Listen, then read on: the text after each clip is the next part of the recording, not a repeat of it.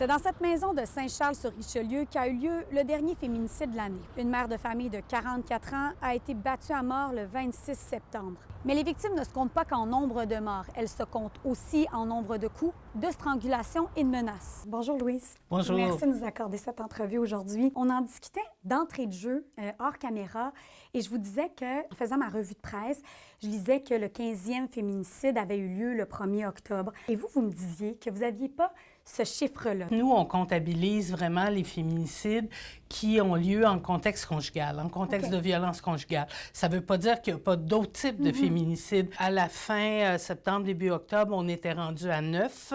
Ça veut dire 1 par mois. Qu'est-ce qu'on ne voit pas derrière ces féminicides-là? Souvent, elles ont vécu de la violence pendant très longtemps. Et tout ça a des impacts très, très réels sur ces femmes-là qui n'ont plus confiance en elles, qui sont complètement démolies, qui se demandent si c'est elles qui sont folles des grands bouts. Est-ce qu'on peut dire que le nombre de féminicides s'est stabilisé? Il a beaucoup augmenté pendant la pandémie. Il semble se stabiliser, mais chaque année, le nombre de plaintes à la police augmente.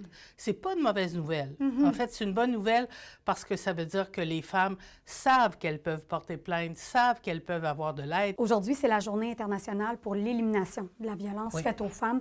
Pensez-vous qu'un jour, on va réussir à l'éliminer, à l'enrayer? Bien, je l'espère. Le problème qu'on vit maintenant, c'est que notre gouvernement semble se dire on en a fait assez. Je vous parlais des effectifs spécialisés dans les services de police.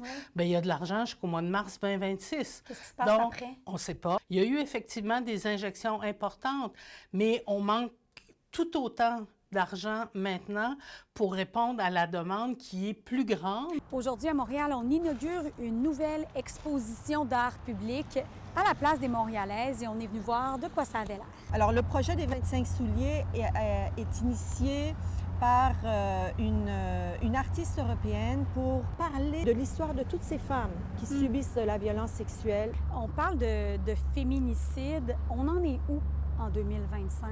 Les statistiques sont encore graves. Oui. Au Canada, l'année passée, il y a eu 185 féminicides. On a besoin d'encore plus de moyens pour faire de l'éducation dans les écoles, pour continuer à accompagner les femmes. Maintenant, surtout avec la montée de la droite au Canada, comme ailleurs dans le monde, les droits des femmes sont encore plus menacés. Et quand on coupe des budgets, on les coupe où? Pour les services aux femmes, souvent. Selon l'ONU, une femme ou fille est tuée chaque 10 minutes par un proche ou un conjoint dans le monde. À Montréal, Marie Cassimard pour Nouveau Info.